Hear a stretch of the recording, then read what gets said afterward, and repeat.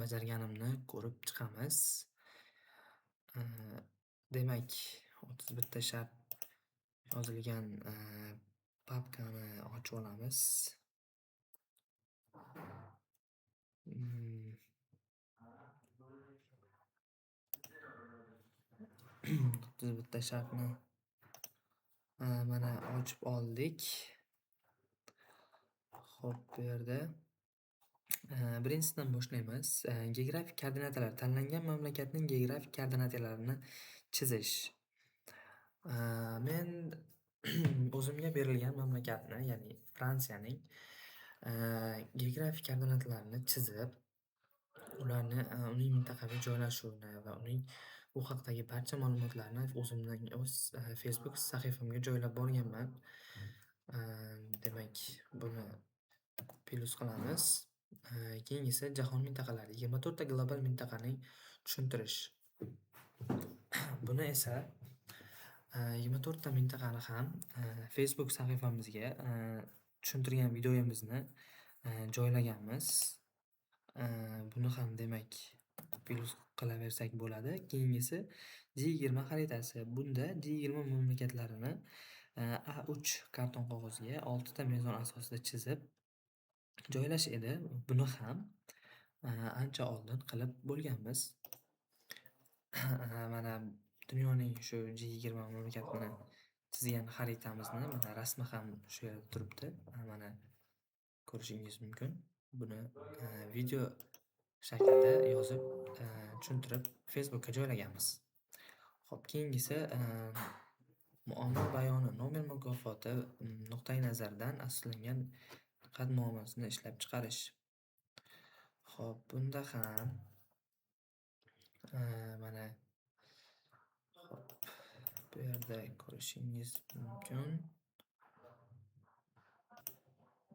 Mana bu yerda shu Nobel mukofoti sovrindorlarining jadvali va yillar keltirib ko'rsatilgan. Menga 2003-yil tushgan va men sizlarga Clive Granger ismli olimni qilib o'tgan iqtisodiyot yo'nalishi bo'yicha qilgan kashfiyotini tanladim. U 1934-yil tug'ilib, 2009-yil vafot etgan Buyuk Britaniyalik hisoblanadi. Uning olganlik shu Nobel mukofotini olgan asosiy kashfiyoti umumiy tendensiyaga ega iqtisodiy vaqt qatorlarini tahlil qilish usuli, ya'ni geointegratsiya usulini uchun olgan. Ushbu olimimiz Nettingen, ya'ni mana Nettingen universitetida universitetida o'quvchilarni o'qitib kelgan ekan va u San-Diegodagi Kaliforniya universitetida ham ma'lum bir muddat faoliyat yuritgan. Clive'ning asosiy iqtisodiyotga qo'shgan hissasi bu kointegratsiyaga asosan katta hissa qo'shgan hisoblanadi va Granger sabablari oqibatlari nazariyasini ham ushbu inson ancha hissa qo'shgan. Xo'p, endi esa buni ham plyus qilaversak bo'ladi menimcha. Xo'p, ma'lumotlarni yig'ish. Jahon bankidan ma'lumotlarni yig'ish, ya'ni Excel formatda. Ushbu ishni biz avvalgi videolarimizda ham ko'rib o'tdik. Hozir bu yerda mana World Bank ushbu sayt orqali yig'ib chiqqanman va buni men sizlarga undan oldingi videomda ko'rsatib o'tganman. Hop, demak buni ham plyus qilamiz.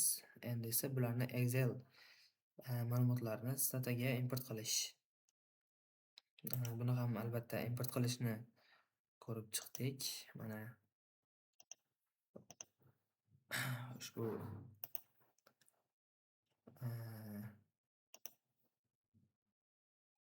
ushbu oyna orqali barchasi amalga oshirildi haliganda.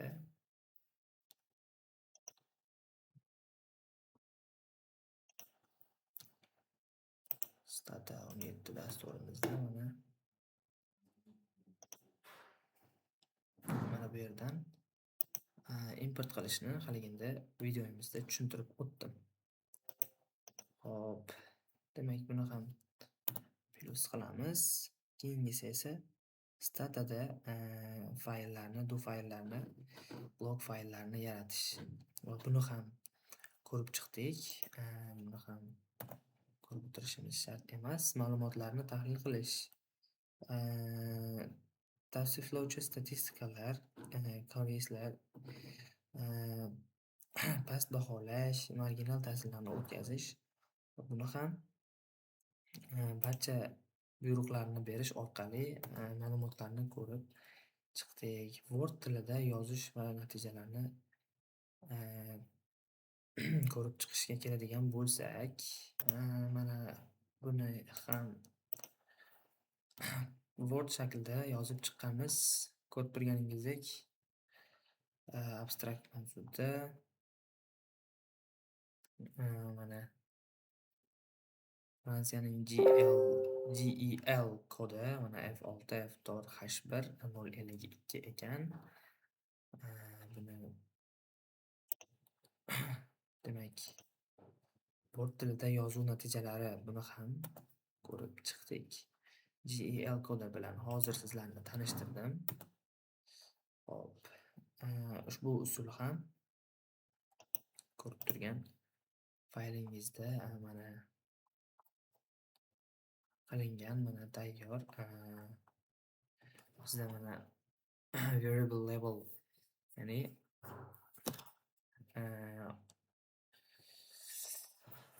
iqtisodiy fazalarda ko'rib chiqqanmiz. Mana GDP, population, GDP per capita, imports of goods and service, trade openness, net migration, FDI, net inflowslarni ham barchalarini sizlar bilan mana oldingi videomizda yaratishni o'rgandik.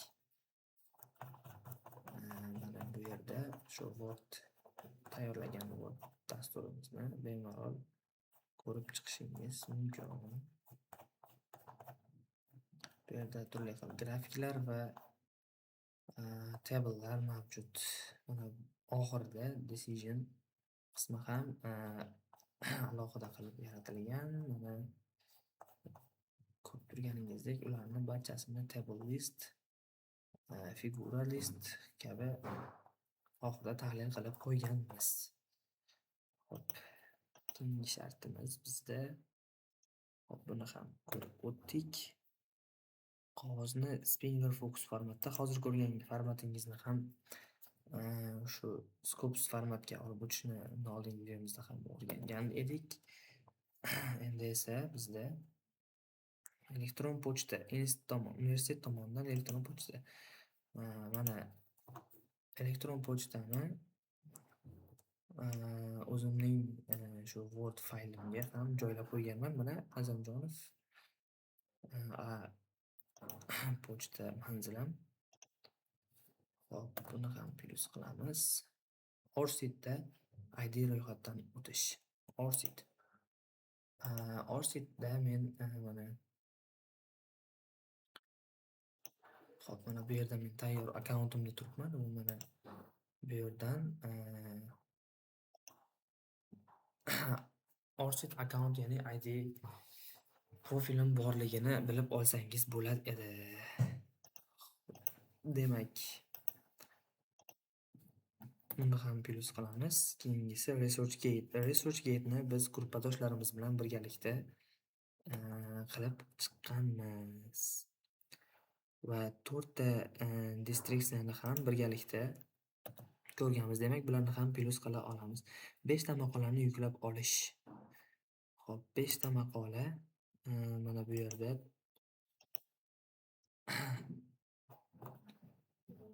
barcha maqolalarni yuklab olganmiz. Mana ko'rib turganingizdek. barcha maqolalar shu yerda. Mana abstraktlari, details, barcha ma'lumotlari, xullas barcha maqolalar yodlab ko'rib chiqilgan. Demak, 5 ta maqola shartimiz ham bitta va tadqiqot uchun sun'iy intellektdan foydalanishni biz buni dars jarayonida ham bir necha marta ko'rib, o'rganib, foydalanib kelmoqdamiz. Manbalar va iqtisodiyotni boshqarish va bu ham bizga ko'rsatib o'tgan videolarimizdagi saytlarimiz bunga bemalol misol bo'la oladi. Turli xil manbalarni ko'rsatib o'tdik. Demak, buni ham plyus qilamiz. Hop, adabiyotlarni ko'rib chiqish, ya'ni o'sha 5 ta maqola iqtibosi. Hop, bu yerdan mana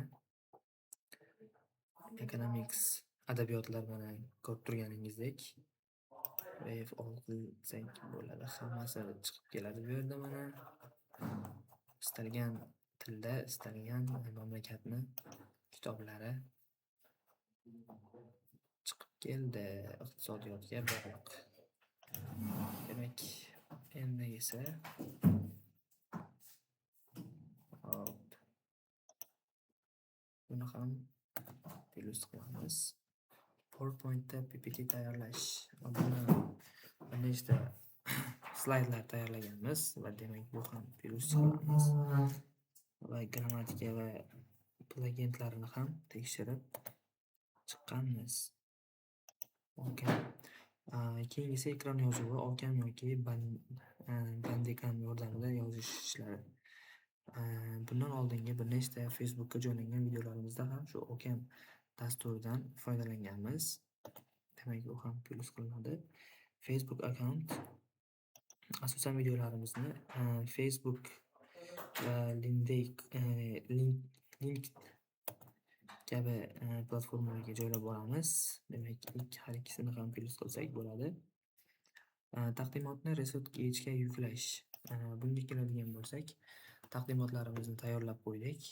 Bularni hozir yuklab qo'yamiz. Keyingisi YouTube'ga ham ushbu videoni ham qo'shib, barcha videolarni birgalikda yuklab qo'ymoqchimiz. Email, elektron pochta yozish, bularni ham birgalikda hammasini qilamiz va mudofaa, taqdimotni himoya qilish. Bularni ham taqdimotni himoya qilib yozib qo'yamiz. Europass rezyumini tayyorlash. Buni ham qolganlari bilan birgalikda qo'shib qo'yamiz. Bizda eng oxirgi ishlar guruhdan tashqaridagi 2 ta talabaga murabbiylik qilish. Menda ja ko'p emas, aytganchalik 2 dona o'zimizning universitetdan tashqari, ya'ni boshqa universitetda o'qiydigan tanish o'rtoqlarimga buni statani o'rgatib qo'yganman va bularning ham intervyu bergan videosini shu qolgan videolarimga, ya'ni qolgan bir ikkita kamchilik videolarimga qo'shgan holatda birgalikda joylab qo'yaman. E'tiboringiz uchun rahmat. Kamchiliklar uchun uzr so'rayman.